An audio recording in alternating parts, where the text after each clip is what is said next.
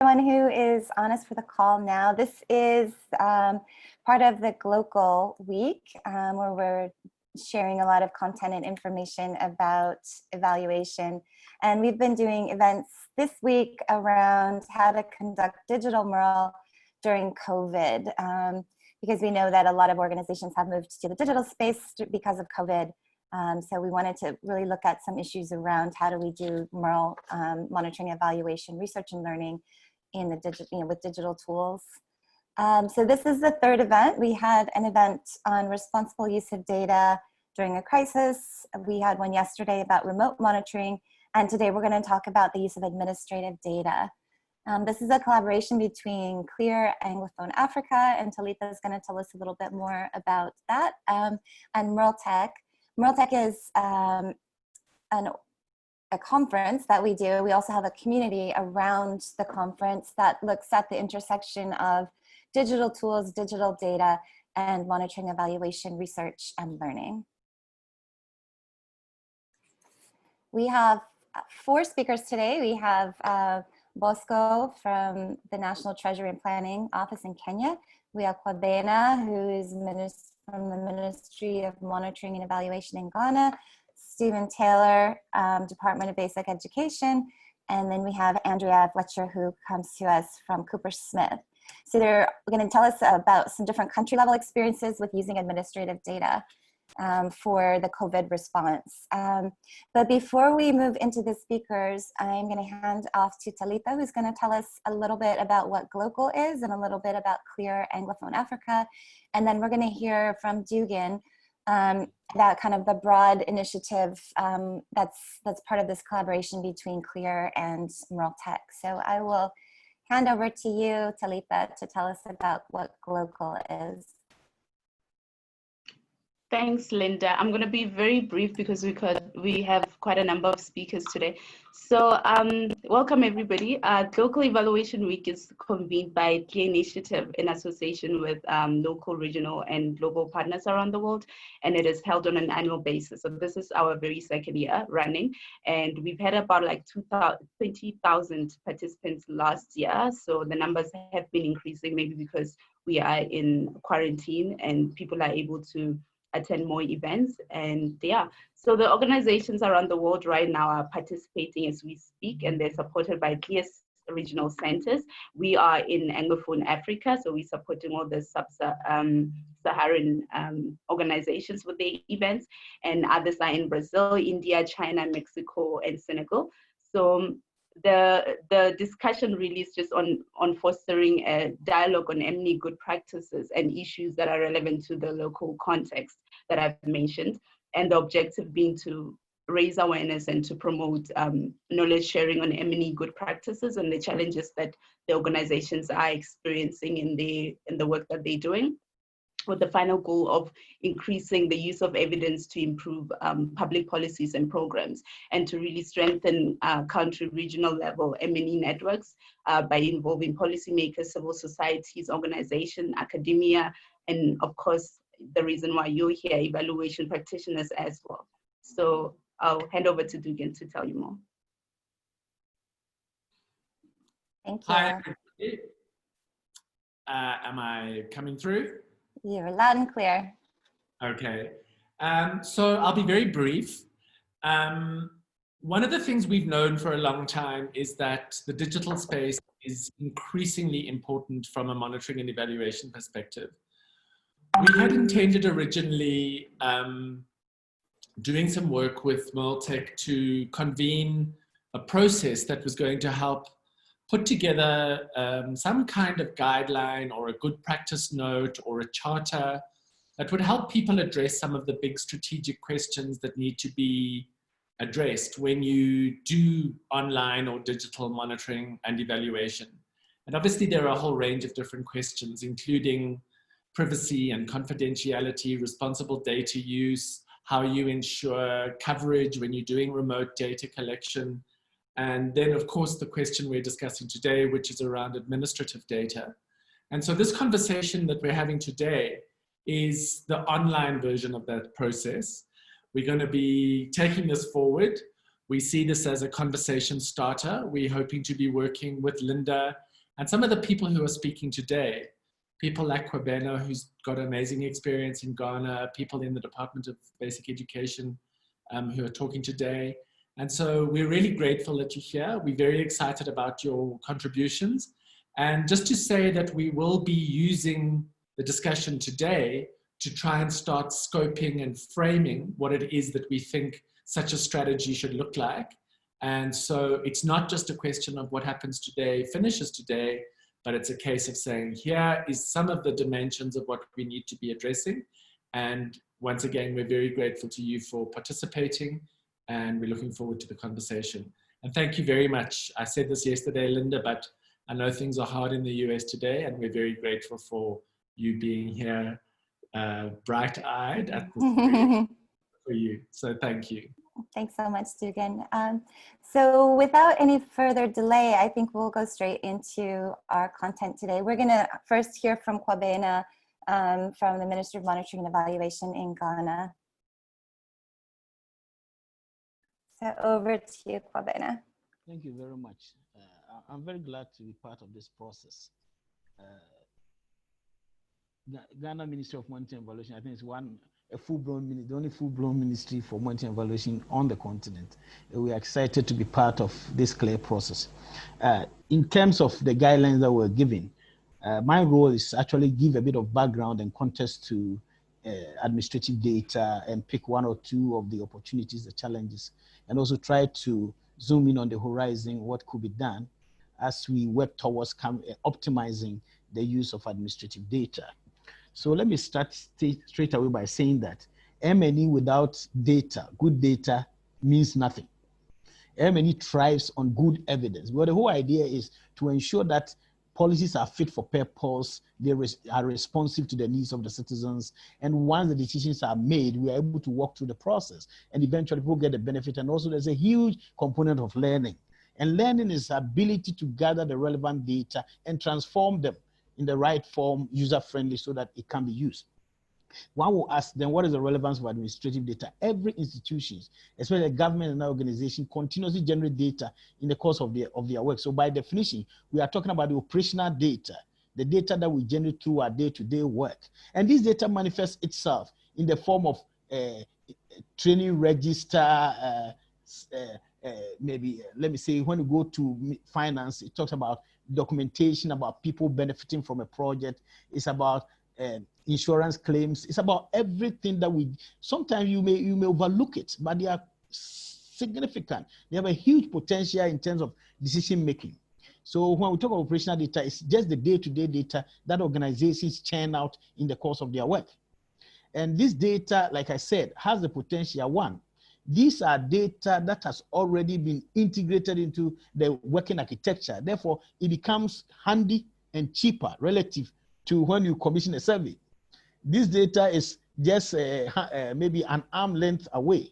Therefore, in terms of cost, it's cheaper because you don't have to create a new process to get it.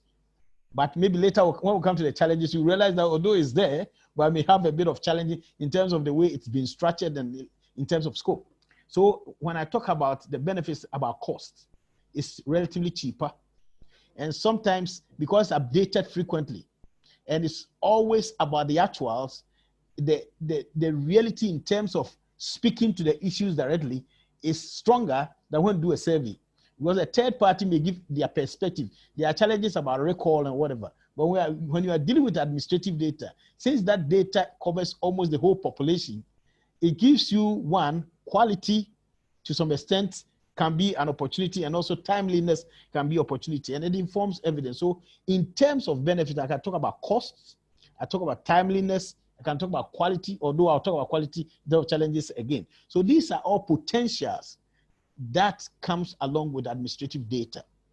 So administrative data, I call it, is an untapped gold mine.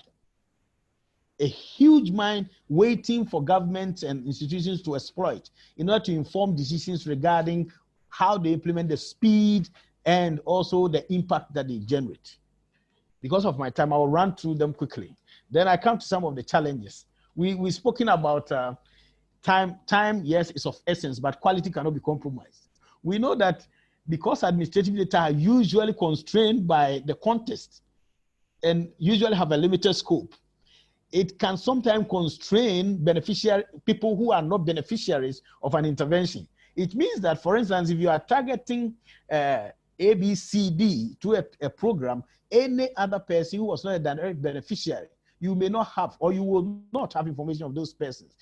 It normally has information of the people who are beneficiaries, and it always follows people call it follows the project cycle or the life cycle of an intervention. So it means you have the data from once you start implementing to the end. What happens after the end also becomes a bit of a gap. So these are some of the challenges that comes with administrative data. And also, in most cases, and in fact, where I sit in developing countries, you realize that administrative data sit in silos. There's no interoperability. It's not easy to play with them. So there's a bit of a hassle bringing bits and pieces here together to work. So these are some of the challenges. Colleagues will talk about it, so I don't want to exhaust all the challenges. So these are some of the challenges. But let me come back and say, in the context of the discussion we are having today is trying to look into the horizon to say, how can we leverage this potential going forward to ensure that governments or decision makers are availed relevant, user-friendly data or transform into information that can enable them to make evidence-based or evidence-informed decisions. The point is that we need to have proper policies and institutional arrangement, tools and processes to ensure that these data are properly organized. From a practical point of view, where I sit, maybe government may be looking at ABCD program, and based on the results that we want to achieve, you define activities to be done, and in addition, you have indicators. So you can have data on activities done, not done, where it's going, who is benefiting, whatever. Then you can also go to the indicator level and see, am I achieving the target, am I slipping? So what has to happen is that there should be a bit of convergence between what is happening to other entities, especially where they all contribute to a common knowledge, so that at least we can have a convergence, and also we take advantage of the digital space to make sure that we automate, so that at least you can draw from the other sources seamlessly without much of a hassle. Then you move the process forward. I hope I'm not exceeding my 8 minutes. You draw my attention when I'm exceeding. Okay, good. So in a nutshell, I've given you a bit of a background. Let me give you a very practical story of what we are doing. The government has what is called the government flagship programs. And for us to be able to be timely in terms of getting the data for government on that, we say, okay, what does this mean? We translate that into what we call a results framework, with clearly defined indicators, targets over time. So basically what we do is that as ministries implement their interventions, we get a story about what they are doing, but at the same time, they also speak to the indicators. So end of every year, they update the indicators. Then we are able to, in between, see whether they are achieving the targets or not. That also helps to stimulate another form of discussion, and we use color coding to do that. So we make it easy for decision makers not to flip through a lot of details. So once you see the colors, then you can zoom in specifically and find a why. Then we can go to the other side. So in a nutshell, administrative data is extremely important and has a significant potential going forward. But I believe what we will end the day is, how can we leverage this? And I believe that if we are all able to come out very significant intervention in this area, it will help all of us to learn from that. Thank you very much. Thank you so much. I think that gave us a really great overview of some of the challenges and some of the good practices and the ways that we can start thinking about where administrative data can come in to support our various MERL and planning and evaluation practices. I wanted to mention that we're going to be doing a question and answer session after all of our speakers. So as you're processing some of the things that Kwabena was talking about with us, please put some questions or comments or anything like that in the chat, and then I'll be going through the chat and pulling out some different discussion points that then we can talk about with all of the speakers after we've heard from everyone. So please, as you're going through, any questions, any comments that you might have about some of the things you're hearing, or any links that you have to interesting materials that might be related to the use of administrative data, we'd love to have those in the chat. Our next speaker up is Bosco, who is coming to us from Kenya. So I'm going to hand right over to you, Bosco.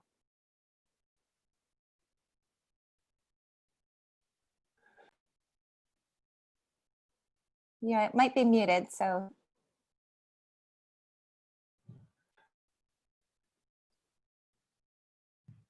Thank you, Linda. Mhm. My name is Bosco Kumu. I work with the National Treasury and Planning. That is in the M&D Directorate. So basically, our role is actually tracking and monitoring the implementation of government programs and policies and projects across government, right? So we cover all sectors. So as Obas has given us a brief on the background, I don't need to mention that. But maybe I can just add that administrative data can also be designed to track program implementation and primarily project activities and expenses. It can also include indicators on program outcomes. So for us, it's actually, during this COVID pandemic, we actually learned that we can actually make use of the relevant administrative data that we have. So for instance, we have several data. We just conducted our census the previous year. So we have the census data. We have, and then we also came to get to know that actually we have administrative data that is contained, that is collected by the chiefs and the county commissioners. We never knew that actually chiefs have information on each and every household in their localities. So it has been a very good opportunity for us. So during this COVID pandemic, I need to stress that it's very difficult to collect survey data, as Obazat says. So the use of admin data is very important alternative source of information. It's given us the advantage of using the admin data. We don't need to use money. So, and then you don't need to make all those funny calls trying to get data. So it's readily available. Now the challenge with, another challenge that could be there with administrative data is now accessing it. Countries are different. For Kenyan case, you may find that there's data that is there, but for you to be given the raw data, it's very hard. You'll be told to go and extract it from the resources. So unless, for us, an institution, it's easy for us because we are partners. So you only need to write to the bosses and we share that information. So in Kenya, there's a way we have used the relevant administrative data that we have. During this COVID pandemic, the first part was trying to look at the staff rationalization. Remember the issues that came that the health directives were that we don't need to be so many in the office. So the public services specifically tried to use a staff rationalization program whereby they say that anybody who is above 58, because you have that database, you're told you stay at home, don't come to work, you have a leave, you're on leave officially. So for the other ones who are below 58, we try to ensure, how can we ensure that we still deliver the same kind of service, but then add the relevant staff. So we try to ensure that each and every time in every department, there's only one officer. So we try to improve service delivery. At the same time, the ones who are at home try to work from home so they can also deliver from home. Now, look at, for instance, the Ministry of Health database in Kenya. It has the correct number of health facilities, the different levels, the dispensaries, the health centers, and even the sub-county hospital up to the National Referral Hospital. How did you make use of this? Remember, we know the staff capacity. The first instance that the government looked at was how many staff do we have at different levels? And what did they do? The first thing was to ensure that we employ staff because we knew that this thing is coming to hit us hard. And all counties were given funds to employ more staff. We noted the bed capacities, how many ICU capacity, do we have ICU capacities in all the hospital facilities? So all this information was actually captured from the Ministry of Health database, and we were able to plan with it. We planned, and now the projections was that we could be having over 10,000 cases by June, but thank God, I think we're still at 2,000. So, and with that information, even the local industries were able to plan in advance. So how did you make use of this? Because we know that actually we're targeting to get up to over 10. So several enterprises decided to make kits, universities decided to develop ventilators in preparation. And thank God I can say that we have not been able to use it. So even using the Ministry of Health database that we have and the Kenya National Bureau of Statistics database, we've been able to come up with policies. So one of them is suppressing the spread. So for instance, while we close the borders, we also close the inter-county movements, especially from the areas that were considered hotspots. So for Nairobi was noted to be one major area that was very critical. So the issue was to say nobody's getting out of Nairobi and nobody's coming out of Nairobi, apart from essential services. Remember, you cannot survive. Nairobi is a city, so they need to have produce from the other ones. But it's because of these policies, the projections that we had, that we were able to do this. If you look at even the issues of the manufacturing sector, remember that we have a central database at the Registry of Companies. We know how many employees are going to be affected.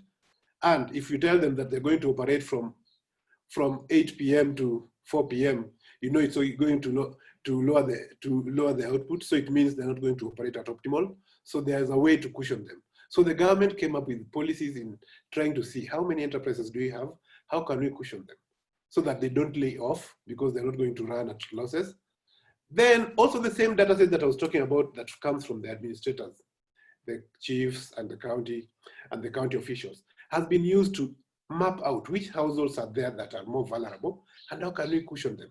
So how can we distribute cash transfers to these kinds of households so that they don't suffer during this pandemic? Because remember, some are not working, and when you say that companies you're going to close your small enterprise that you run, so it means you're not going to have money to even feed yourself.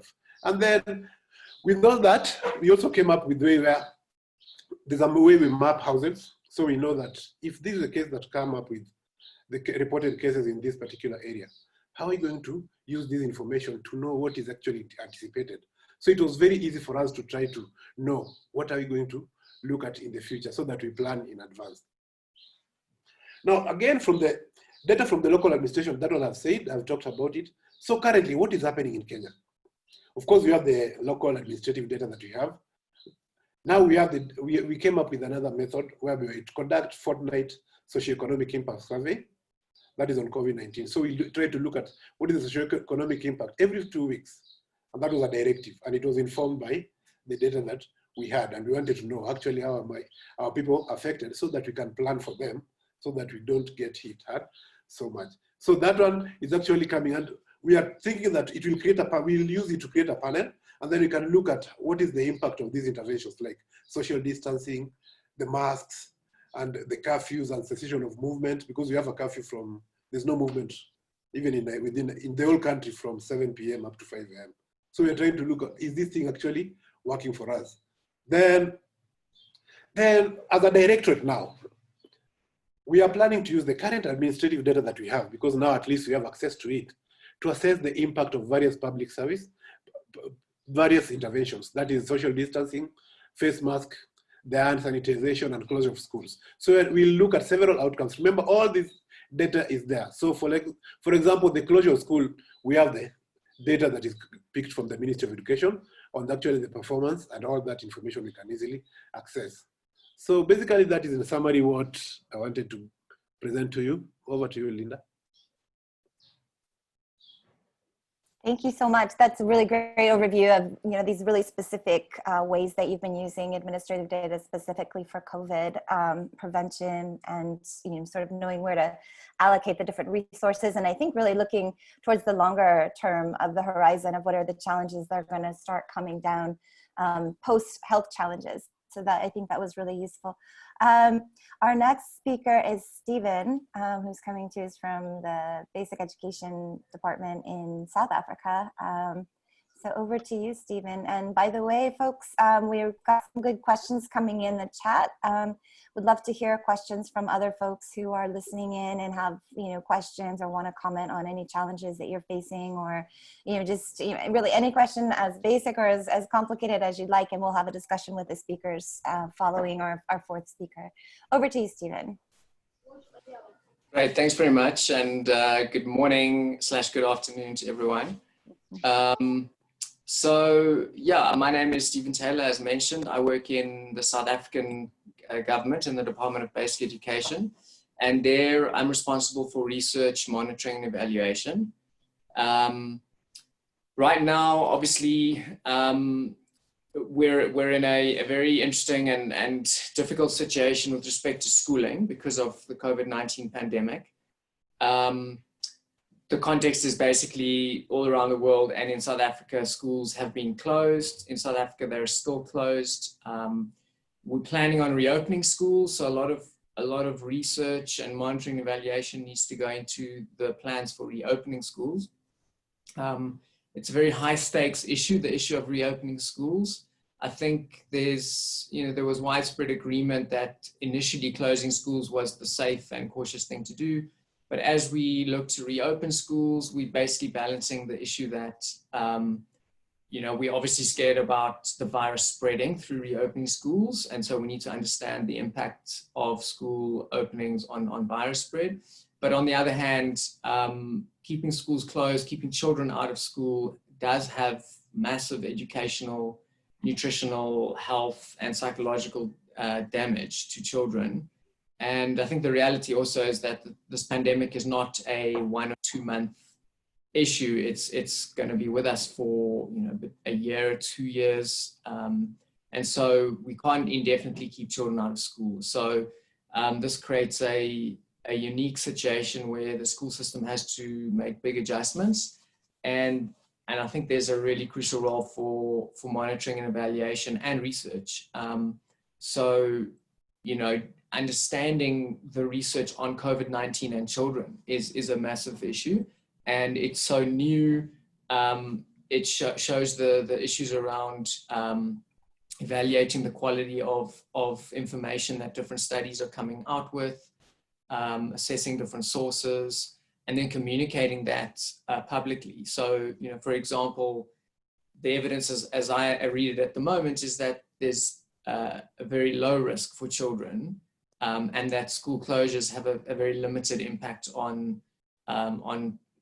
preventing the virus spreading.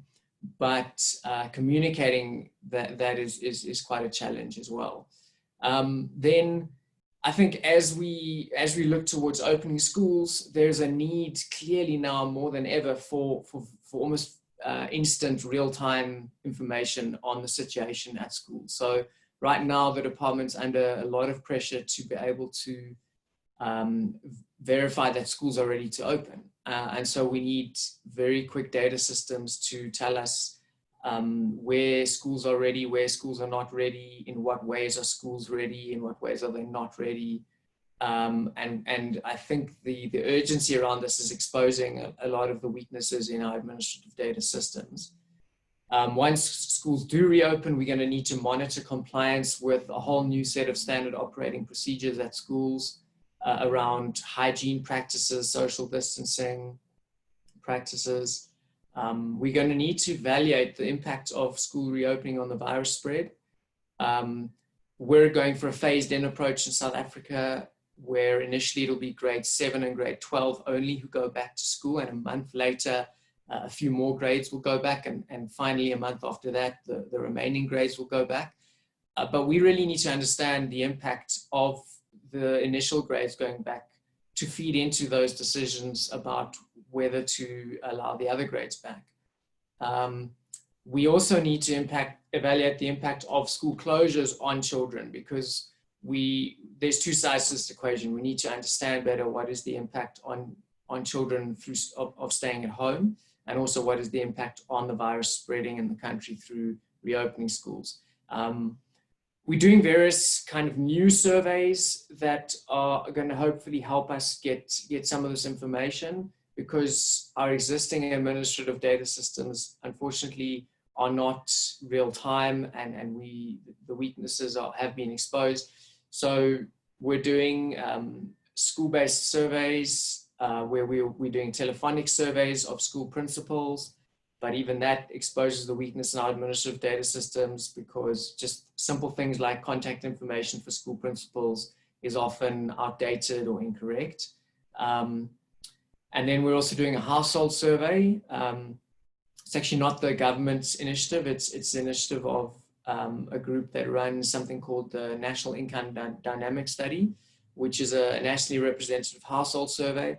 So we're using that existing sample of households in the country to do a telephonic survey of households, and that'll give us a different piece of information about children, give us information about what's happening in homes, the extent to which children are participating in home-based learning opportunities. You know, do they have access to the internet? Are they using online content? Are they watching television? Are they listening to educational programs on the radio? What is the nutritional impact of being home? Where, you know, normally in South Africa, we provide over 9 million meals at schools a day, and those meals are now not happening. So there's a lot that we need to monitor and evaluate around the pandemic. And I think that the challenges we're experiencing right now in responding to this urgent demand for information about what's happening in our schools and with our children exposes some of or is symptomatic of some of the overall and pre-existing chronic challenges that we have with administrative data systems, and also with the way people think about data and how data is produced. So I thought if I could use the remaining 3 minutes of my time to just talk about a few of those issues that I think are once again coming to the fore. I think one issue is that there's a demand for sort of beautiful interactive dashboards to present information, you know, with interactive maps showing school readiness around the country, etc. But insufficient attention is paid to the underlying data generating processes that we will need to create meaningful information. So unless there's a system of getting information from schools all the way through the system to a centralized database, it doesn't really help having a nice IT system which shows a beautiful dashboard. And we really need to think about the reliability of those systems. Also, people want real-time data, but they're basic things that aren't in place, like internet connectivity at schools or accountability for uploading data and for the quality of that data. So I think for me, this situation raises questions about accountability and administrative data systems. You know, who's held accountable for the quality of information? Is it just the sort of end users of the information or the people designing the management information systems, or are principals and district officials and provincial officials actually held accountable for providing correct information regularly enough? Even the issue of getting schools ready to reopen, for me, raises interesting questions about the level of accountability in the system. At the moment, there seems to be a lot of accountability to the minister for her to get the system ready. But really there needs to be accountability throughout the system, and maybe in a more decentralized way at a school level, to make the call about is our school ready to reopen. Lots of issues around administrative data, again, get overlooked. Say, you know, when we're getting partial responses from the system, I think sometimes there's insufficient attention paid to which parts of the system are providing information, which parts of the system are not, and is that random or is it biasing the results? I think we need to understand what sample-based surveys give us and what they don't. There's a lot of misunderstandings coming up again about what is a useful sample, what is a representative sample. People have this idea of a 5% of the population is a kind of reasonable sample. Of course, that is not how sampling works. It's more about the number in a sample. And maybe just to finish my thing with at least one hopefully positive lesson that I think is coming out of this. Well, I'm hoping that the urgency and the focus given to information right now will help us improve the way in which we produce data going forward, also the way in which data is used throughout the system, and will hopefully fast track moves towards a more online, modernized school management information system, but also understanding that, as I said just now, better systems are not about just the end product of a beautiful IT system or a dashboard. It's really about the whole process of collecting data from schools and accountability for correct and up-to-date information. So let me leave that there for now. Thanks very much. Thank you, Stephen. That was really interesting to kind of see the nuts and bolts, I think, of, you know, of the entire data system. And I'd love during the question and answer session to hear a little bit more from you about what are, if you have any thoughts, or people in the room here have any thoughts about where we could kind of start to either, whether it's capacity strengthening, whether it's accountability measures, whether it's awareness of the importance of updated data, whether it's, you know, what are some of the challenges that that we're seeing at the different levels of the system, and if people have experiences on how to improve or thoughts about where we could kind of address some of those challenges at different levels. So that would be a great thing to think about for the question and answer. And you've given us some good ideas already, Stephen, I think, of how to address some of those. Our last speaker today is Andrea, and she's going to move a little bit into these other types of data sources that that we might not be already using in our work. So we're talking about, you know, location data, we're talking about, you know, data that can be found online, kind of back-end data and that sort of thing. So I'm going to hand over to you, Andrea. I'm looking forward to hearing from you. Great, thank you so much, Linda. And I think this kind of ties up a lot of what many of the other speakers were saying. So my name is Andrea Fletcher. I am the lead data strategist at Cooper Smith, which is a lean technical firm. We support governments on routine data systems, primarily in the health sector. I'm also a PhD student in epidemiology and population health at the London School of Hygiene and Tropical Medicine. And I focus there, most of my research is on measuring the use of routine data. So how do we measure improvements in data use? Since 2016, we've been supporting the Malawi Ministry of Health through the Bill and Melinda Gates Foundation on a project called CUNICA. It focuses on data systems, data analytics, data governance, and data use. And we've been building out some of these systems that they were talking about in Kenya and Ghana, like the interoperability layer or connecting different systems, the health facility registry. So how many facilities do we have? Where are they at? We've been linking the national electronic record systems with other data systems. And this is in partnership with the Quality and Management Directorate, and Luke International Norway. In 2020, as of January 2020, so right before COVID hit, it became the national program for the Ministry of Health, and we established a new digital health division. So this was 25 Malawian engineers, data scientists, experts in training. They're really unbelievable young people and top-notch in their field. It came from our project, and we seconded them to the Ministry of Health to kind of coordinate all digital products in the country for healthcare. And it was really great timing for us because all of a sudden COVID hit. And so we were able to pivot kind of quickly because of where we were situated. Most of the work that we'd been doing was on HIV data systems. And I think in late March, we kind of moved everything over to COVID. And so we had 3 really big steps that we took in our response in Malawi. The first one was just understanding what the needs of the decision makers in the government were. So who are those people? In Malawi, it's the Public Health Institute, the Presidential Task Force. There's a governance structure for the response throughout the Ministry of Health, a reporting structure. What decisions are they making? What is their immediate need for data? What data are they using currently?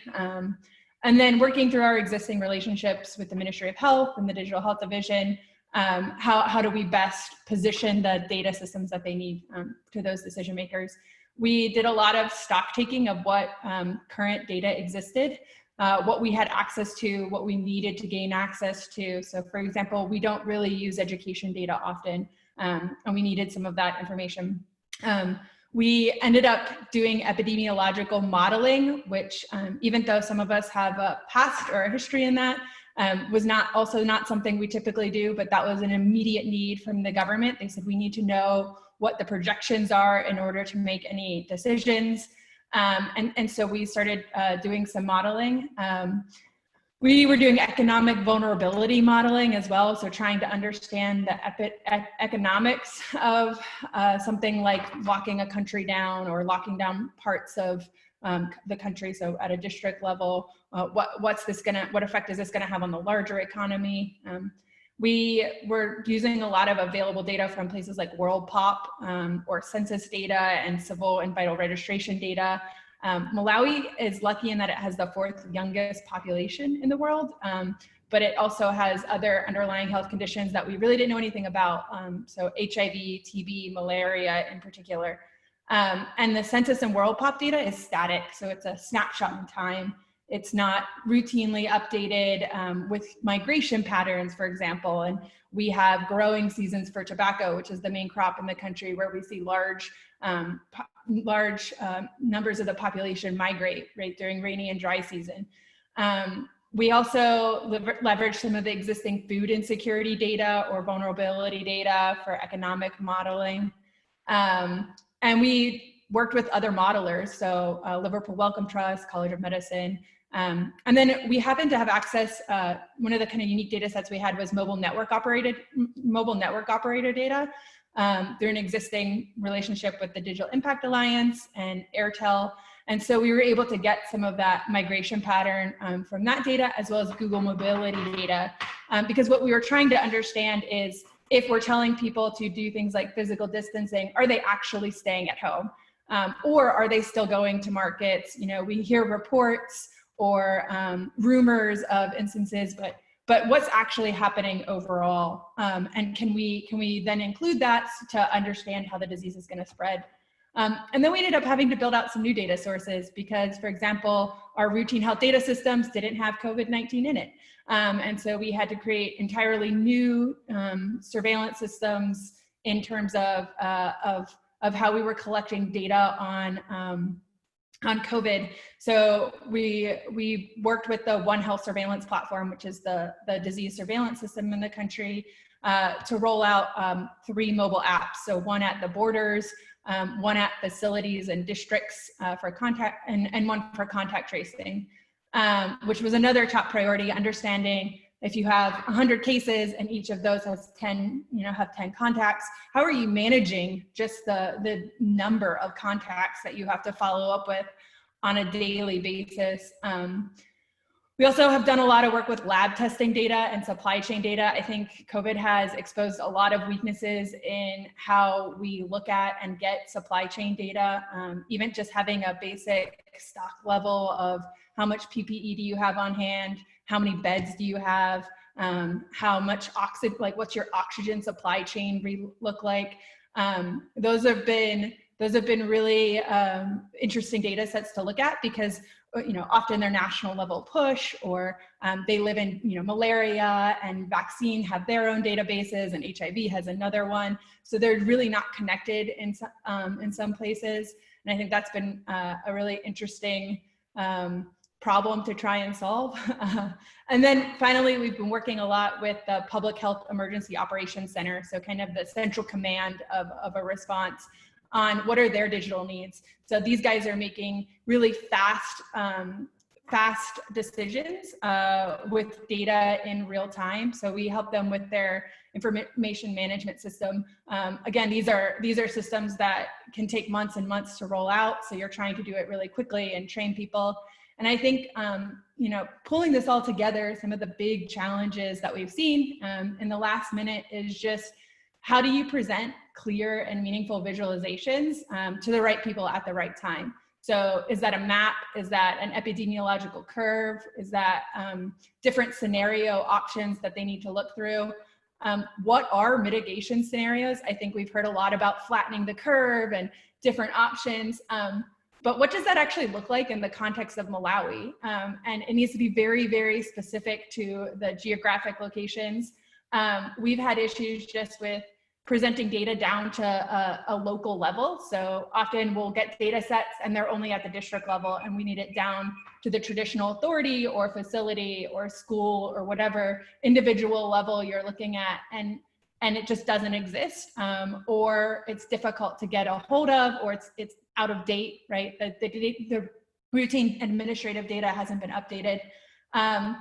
And then just generally rolling out fast training programs and low connectivity, to people who might not have used a mobile app before for collecting data, or, on a good day, it takes us months to roll some of these systems out, and you're trying to do it in a matter of days, also while keeping your staff safe and physically distanced. So I think there's just a lot of operational challenges in some of these things. Or I know this last week we've been dealing a lot with server capacity, right? So overloading our existing infrastructure has been also an issue.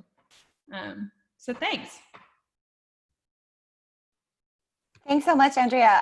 I think that was really, really interesting to think about some of those different challenges, as well as some of the alternative data sources that you've been accessing, and what some of the kind of training capacity issues are with getting some of this going. Again, I want to invite people who are listening in to please add any comments or any questions into the chat. We've got some questions here already that I'll start kind of going through for our speakers. Let's see, the first question is really, maybe this kind of follows on nicely for what you were talking about, Andrea, is Dugan's asking about this kind of sophistication gap between what we're calling administrative data and what a private sector company like Facebook or someone else would have, you know, kind of in this really rapid, real-time, consistent data that they would have in their systems. And I know governments are not tech companies, so obviously they're not, you know, collecting data at a real-time level. You know, it's not really the job of a government, I guess, to keep this constant location control on citizens. At least I hope it's not and will never be, because then it gets a little scary into the surveillance side of things. But I'm curious, you know, kind of if others who are working with governments are interested in bridging that kind of sophistication of data gap, and if you have thoughts about what the challenges might be for getting to that next level of having more updated data. And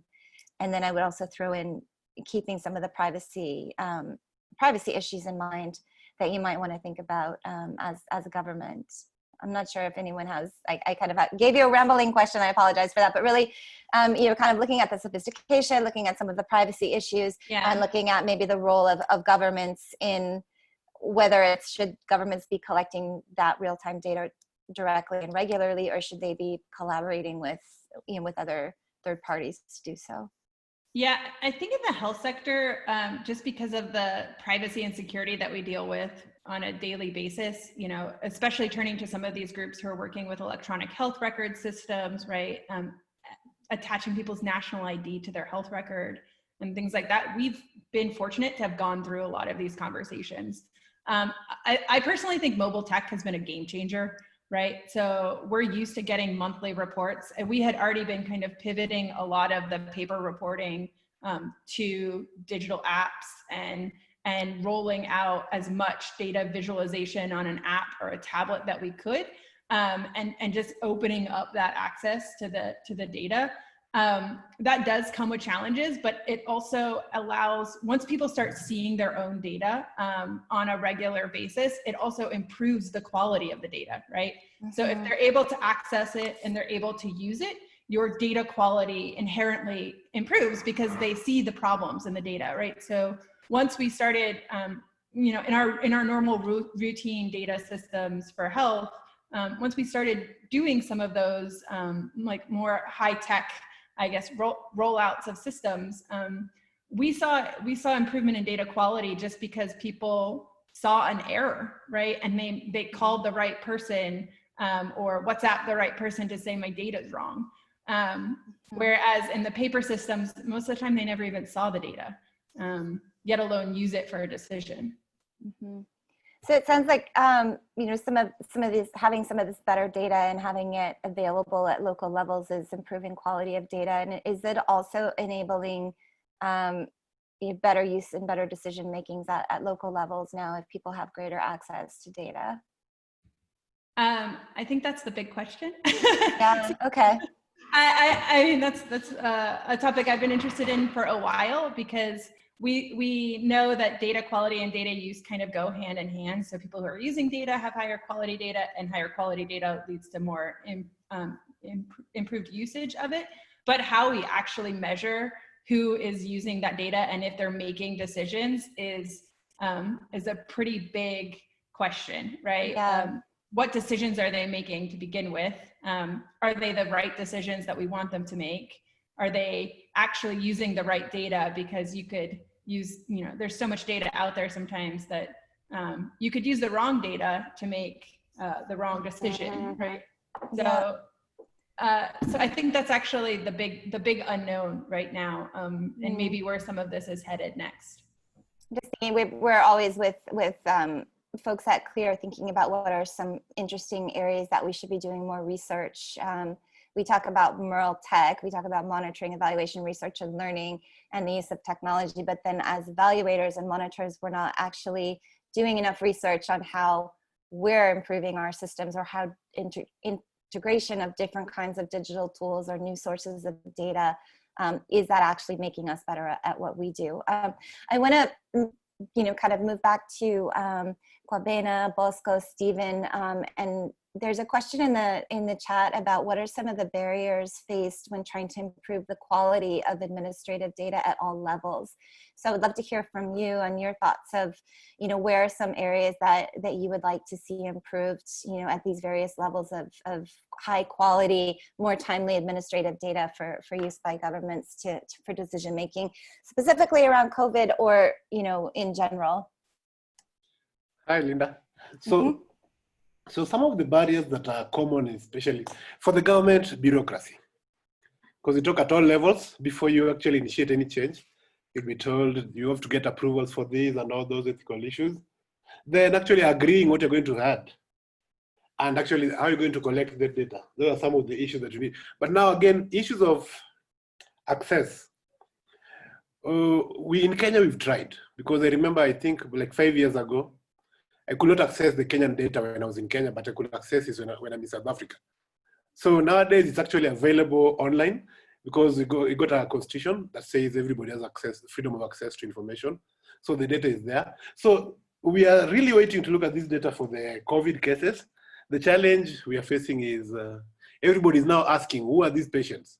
Who are the people who are sick? Because we don't see them. And then you see there's a lot of confidentiality issue.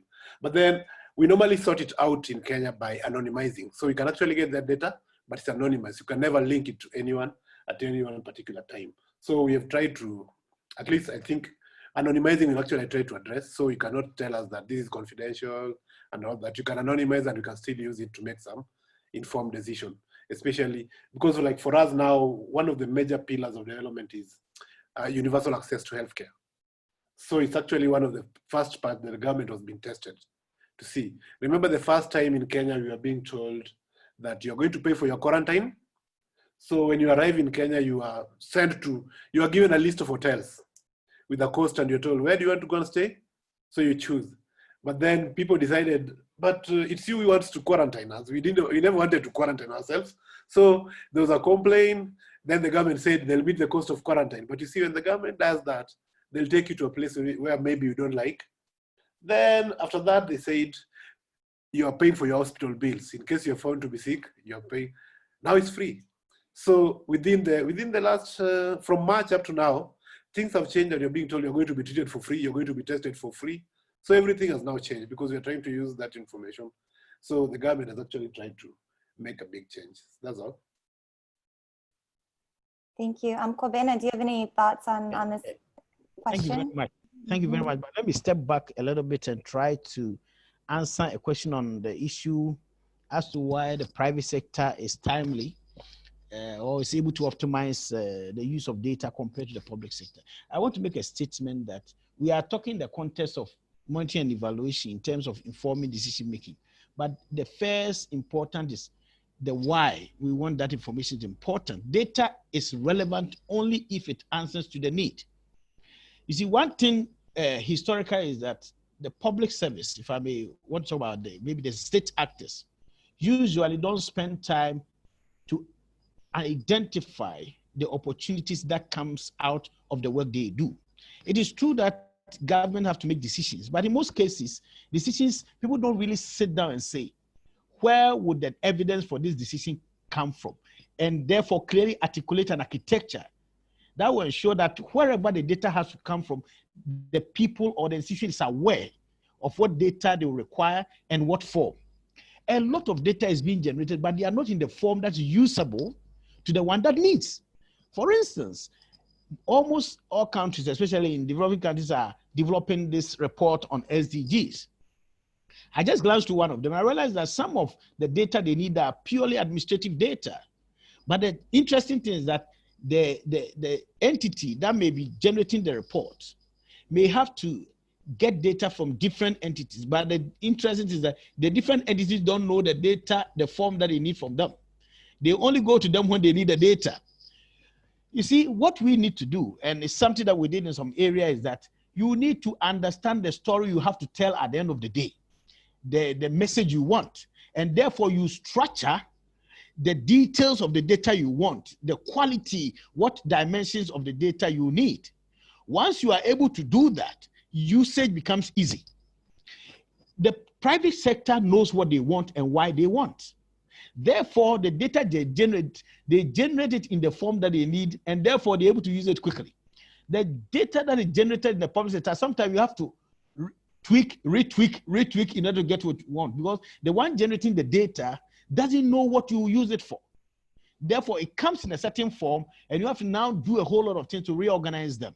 So what I would say to my colleague is that, yes, what we need to do as a public sector is to really identify our storylines, if I may put it that way.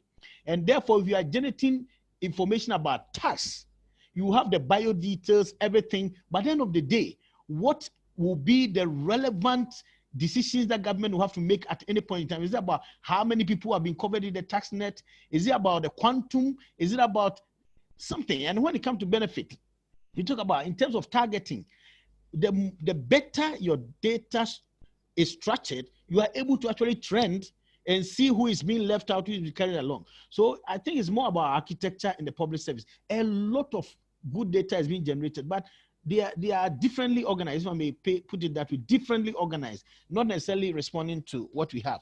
Yes, there are a number of challenges in the system.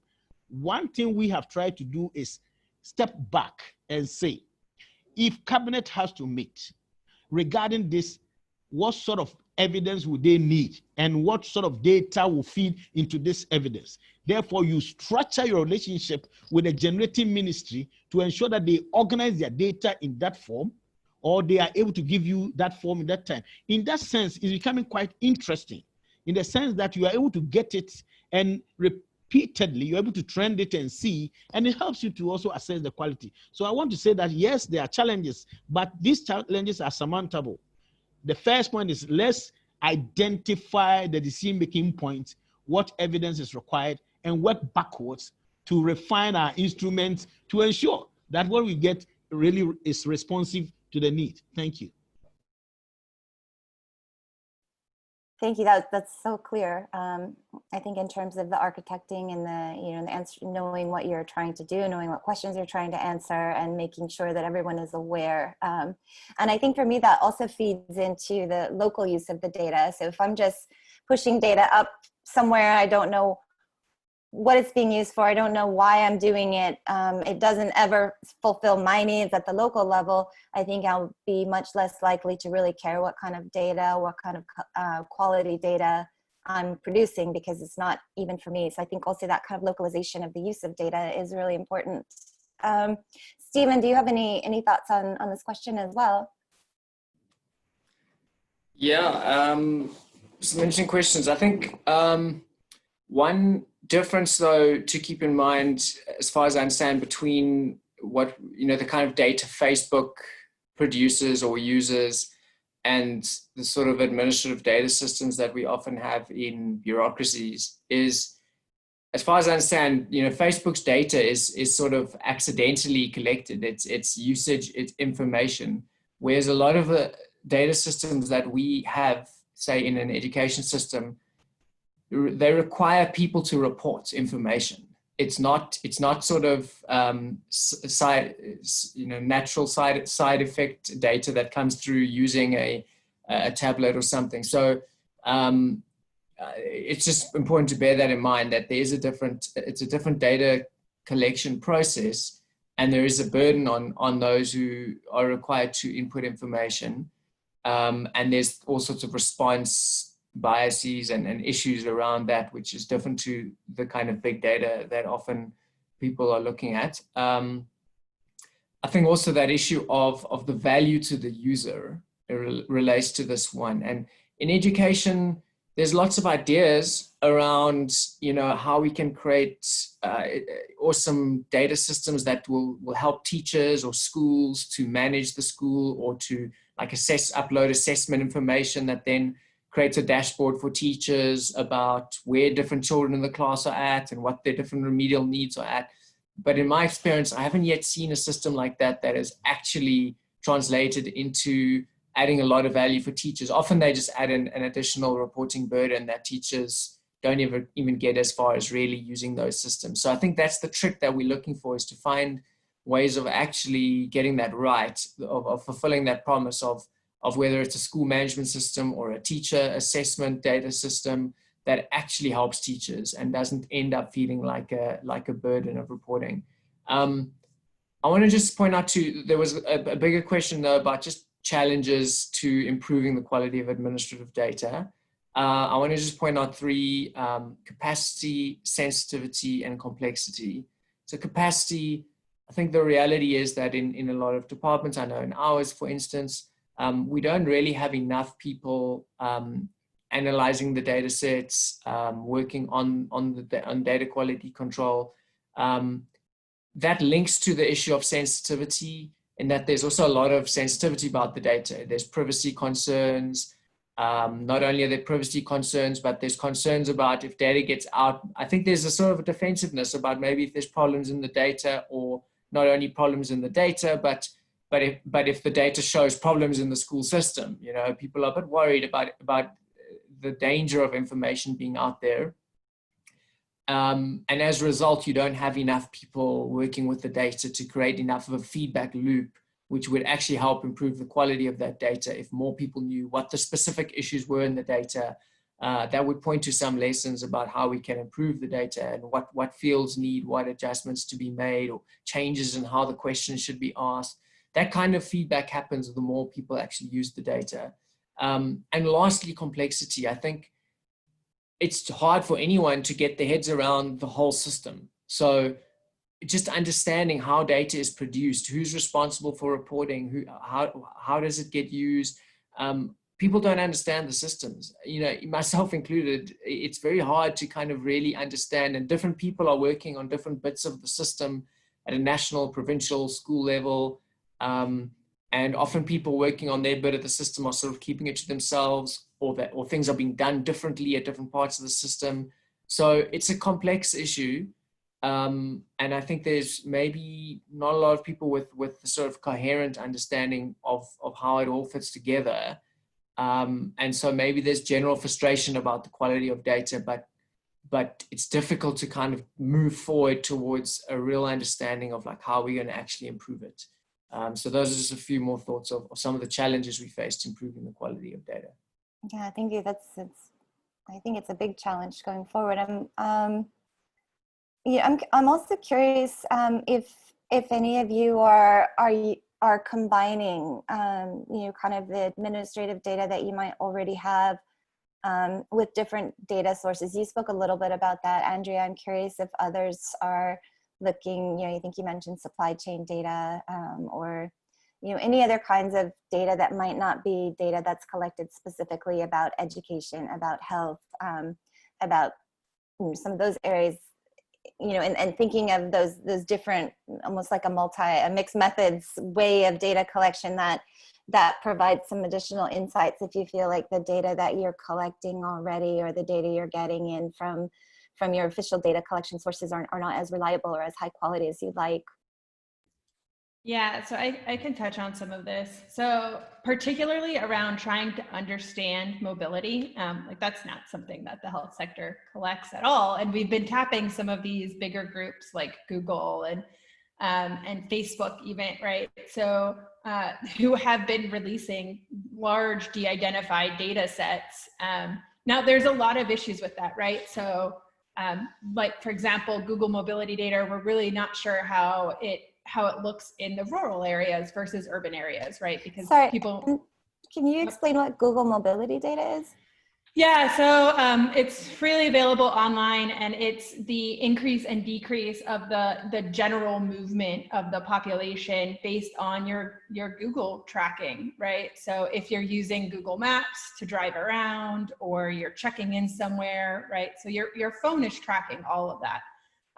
And Google has released large high-level de-identified data in a it's called a Google Mobility Report. They're freely available. So for Malawi, we were trying to understand the different mitigation strategies, and this is all available on our website now. We're trying to understand what other countries were doing, and if that's actually decreasing population movement, right? Because we want to see the number of people who are staying at home go up, which means that the number of people who are traveling far from their house or moving, using public transportation should be going down, right? In order to prevent the spread of COVID.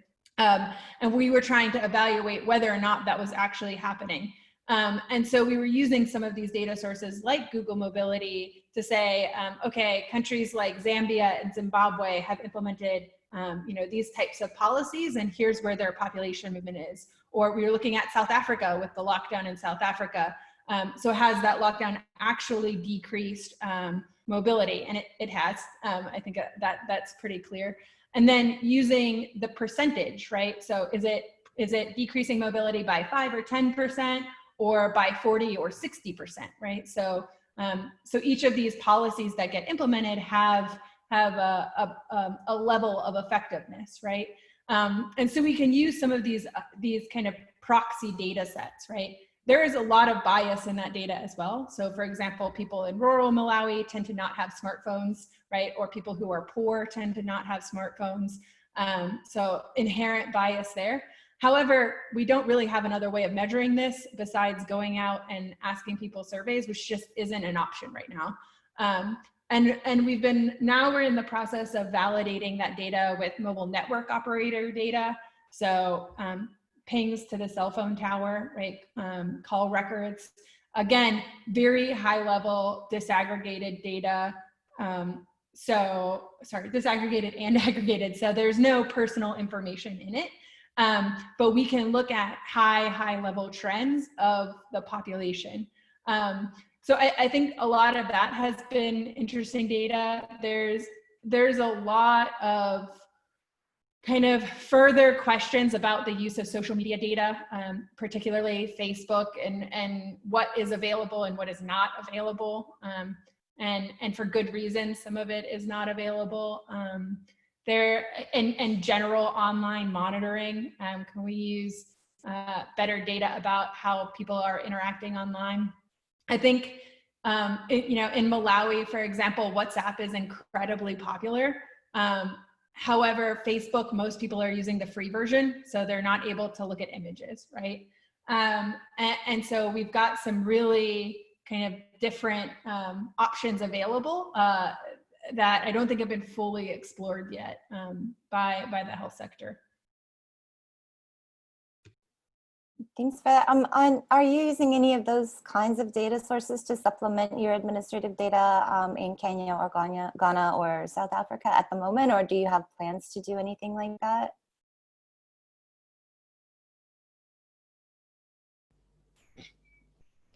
When you look at the work we do, natural administrative data will not be adequate. Because as I started talking, you look at the life cycle of an intervention. If you contextualize it to an intervention, what happens afterwards, you will not get. So certainly it will be a combination of that with a survey and other instruments as well. And even if you want to make sense of administrative data, you were talking about churning out information from Facebook and other, it actually prompts you as to some of the common things people are having, especially if you want to have an idea of the perception of the citizens regarding to a government policy. These are being harnessed in order to make sense, because sometimes, yes, this will give you the trends and the patterns, but if you're able to leverage that and you're able to identify the major issues that are being dealt with, it also feeds into your choices as to where to investigate more. So we complement all these things in order to ensure that we enrich our source of evidence so that once a decision is made, it actually reflects the reality. Yeah, that's what. That's really, really interesting. Bosco or Stephen, I'm not sure if you have any thoughts on that. Yeah, I think there's a way we've been trying to use both, where we're combining, especially the data that we get from the county offices with the national census data that we have. So we've been trying to use the two to work together to come up with some sensible results. Great. Stephen?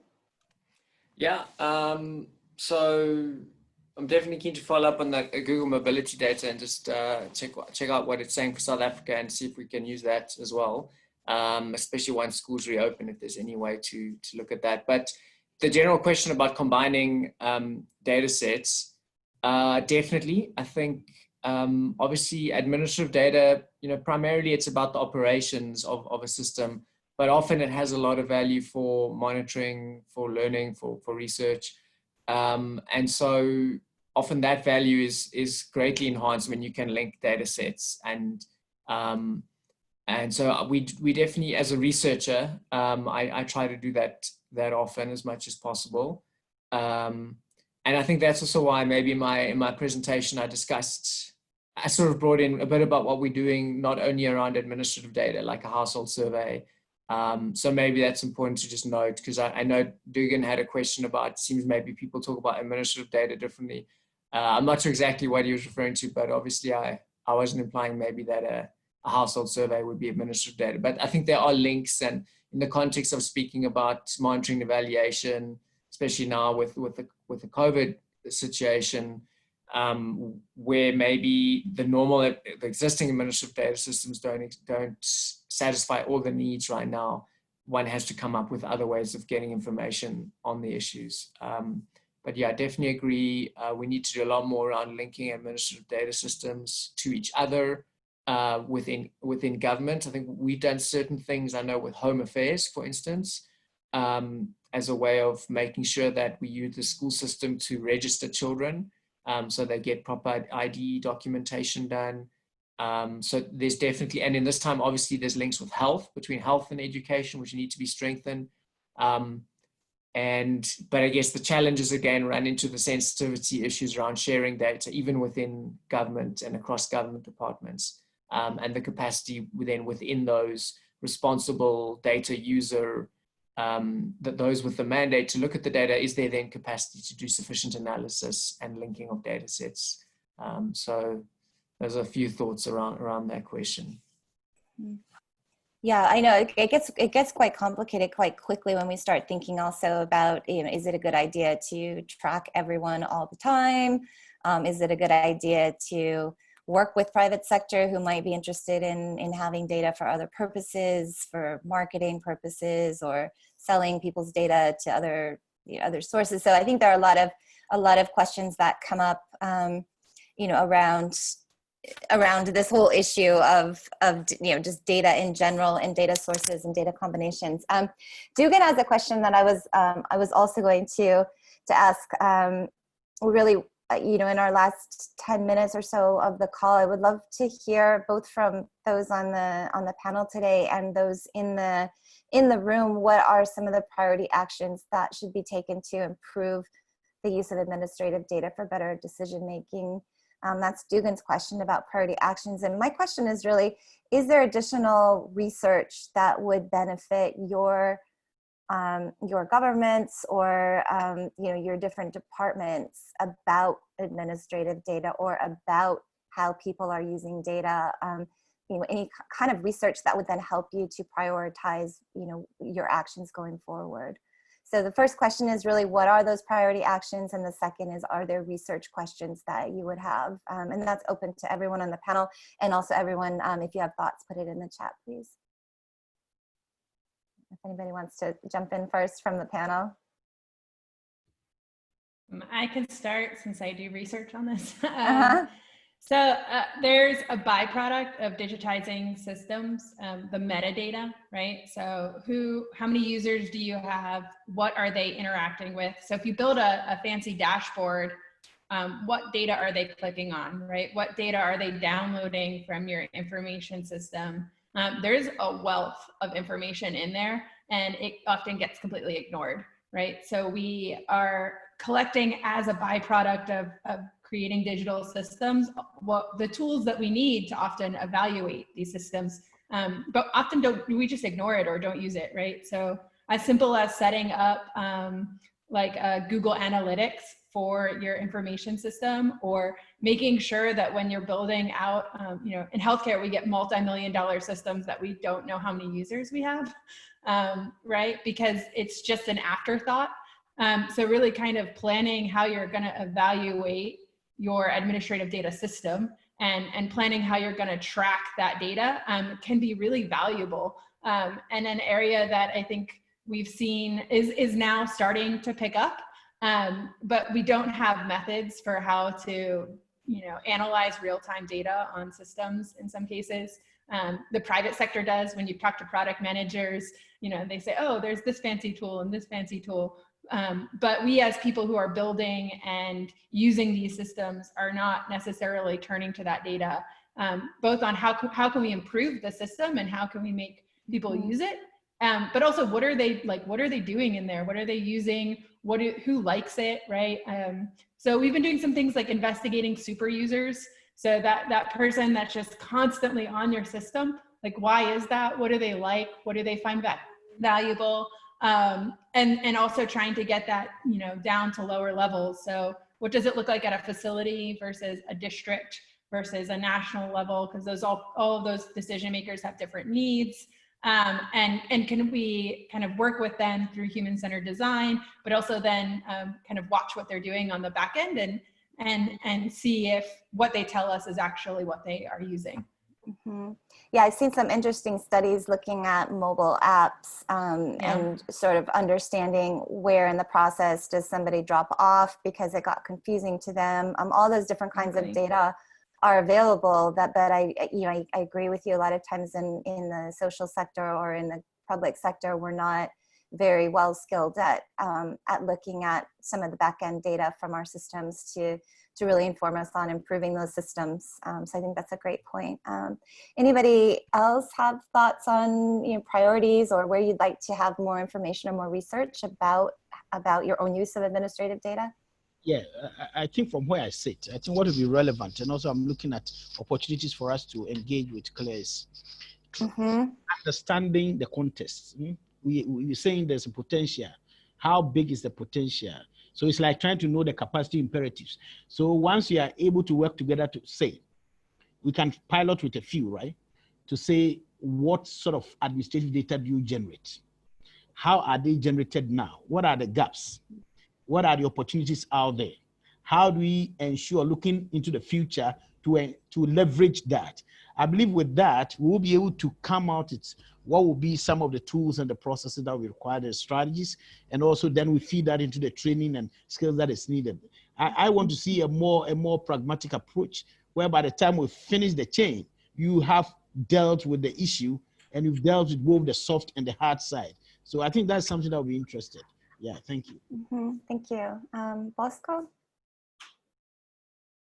Yeah, then for me, I think what I wanted to say has been said, but what I can say is trying to find a way how we can make use of where the government can actually try to work together with the private sector, because most of the time you find that the government works in silos. So you find maybe the data they wanted could actually be easily collected through the collaboration with the private sector. But then there are also issues of capacity that are there that I think needs to be addressed. And one thing I think, different countries have different approaches, and I'm sure one thing works in one country, the other. So maybe it's good to learn from one another, because you may find that your problem is solved elsewhere and yours the other way around too. Yeah. That's a great point about sort of learning across different countries. Stephen, any last thoughts? I know you've spoken about some of this already, but. Yeah, no, that's fine. So I think some research could always help, although we also have had some research already done, and so to some extent we sort of know what the issues are, and we need to get on with things like training of officials at various levels. So I think training senior officials more on interpreting data and understanding how to use data for decision making. Then there needs to be training on data producers and those who analyze the data to convert it into reports and tables and graphs and things. I think if thinking about, say, international development agencies and donors and what they can do, for instance, I think is funding local capacity building. So it's not necessarily about maybe lending a human resource to a department for a while, but rather building, a cohort of people in departments, perhaps especially younger people coming through who start to develop the skills, or maybe already to some extent have some data skills, but really learn to apply it in a particular setting. In our case, it would be like in an education department setting. But the same would apply in other departments and areas, so that you start to build long-term institutional capacity and memory and use of systems, which I think will take time to sort of affect the culture of data use and information sharing and evaluative thinking. But I think it's a longer term process of capacity building. So it's maybe that combination of ways of capacity building that I think we need to do more of. And then the point I made earlier about just more analysis of existing data sets as well. Often people want to design a new data system when existing data systems, even though they're imperfect, are perhaps underutilized. And with more analysis thereof, we can still get more information for decision making, and also that feedback loop to know what the issues are in the data set in the first place, so that we move towards a more usage-orientated approach to our data systems rather than compliance-orientated approaches where everyone has a big burden of data collection and it doesn't get used enough. Thanks. Thanks. Yeah, I think that's going to be really useful for everyone, and also I think for CLEAR, who's kind of trying to figure out what a more regional approach might be in this area. I want to just quickly before we close out, I want to let people know that Andrea has put a link in the chat about the Google mobility data if people want to copy that link or click on that link before we close out today on the call. I want to also hand off to Dugan to talk a little bit about what might be in the future for CLEAR. As I mentioned earlier, we've done these 3 different events this week, and initially it was to be part of kind of a consultative process of really thinking about what might be some of the ways that CLEAR could to help come up with some sort of a more general strategy for the region. So I'm going to hand off to Dugan to kind of tell us what might be some of the next steps. Thanks, Linda. And thank you to Talita also for convening this conversation. It's been not just this conversation, but the 3 conversations. And it's been incredibly helpful and interesting. And I'm left really reflecting on some of the things Kwabena was saying around that we're trying to do different things in the public space from what a private enterprise is doing with data. And the intentions, I think, make the opportunities different and the challenges different. But I do think the one thing that's very clear is that a kind of purposiveness and a vision of what success would look like needs to start being agreed on amongst those of us who are interested in improving development outcomes and who think that technology has a role to play. So Linda is going to be producing some very short, not long, not like verbatim reports, but very brief little highlights of what's been discussed. And we're going to use that as a convening tool. And I think it's becoming clear that the coronavirus situation is going to extend, I don't know, for eternity. I don't know, the end of the year, maybe, I don't know. But obviously we're going to be doing this online stuff for a while. And so if I can ask for you, if you would please indicate whether this is a coalition or an alliance that you would want to be part of. It's clearly a huge elephant, and you know what they say about eating an elephant. You take it bite by bite, sorry to the vegetarians for any offense taken. But we've got to take this big body of work that we want to do, and we've got to start breaking it up into some elements. And we need to start thinking about what are the very obvious things that we need to talk about that we can just treat as standards. Like, okay, let's agree that these are some standard practices that we're going to adopt. But then what are some innovations that we need to start developing? And I mean, for example, Andrea, some of the stuff you're talking about is so interesting, particularly in relation to the fact that I'm hearing some of that, that blending of various data sets from our office in India. They're using these mobile data these mobile data sets that are coming up from Google, and they too are combining it with existing administrative sets to get a better sense of COVID vulnerability. And I think it's not just an emergency situation that we want to be thinking about, but a developmental situation and about the provision of basic services. And so if we can start thinking about what are the things we can do quickly, what are the things we need to innovate around, and then we can start framing that within a long-term agenda that people can get their weight behind. And, you know, we have an amazing coalition of interests just on this call and in amongst the speakers that Linda and Talita managed to convene for us. So if this is something you want to be part of, let Linda know, and we're going to make up a mailing list of people. We're going to put together some initial steps.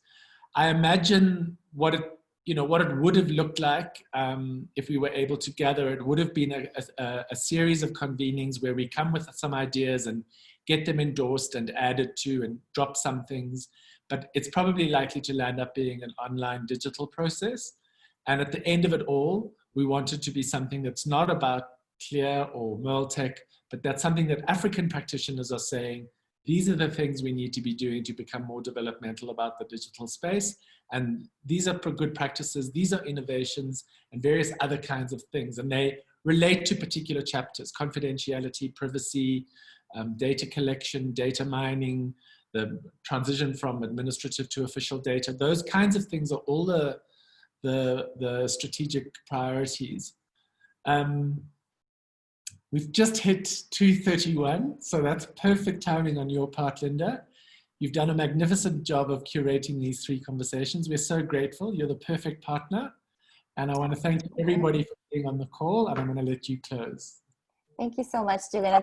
It's been hugely interesting for me as well to hear from all of you in your different contexts. So I appreciate your great willingness to join in with us on this, especially Stephen, Dugan, Kwabena, Bosco, Talita. Really appreciate your working in being here today and pulling this together. So as Dugan said, we'll send out some report to everyone who is on the call today or who signed up for the call, and give you just an idea of if you would like to get involved, how you can get involved further. And then we'll close out so you can get back to your day in quarantine, many of you, and some of you not in quarantine, lucky guys. So yeah, thanks again, and we'll be in touch soon. Appreciate it, everybody. Thank you very much. Thanks so much, everyone. Bye. Bye-bye. Bye-bye. Bye. Yes.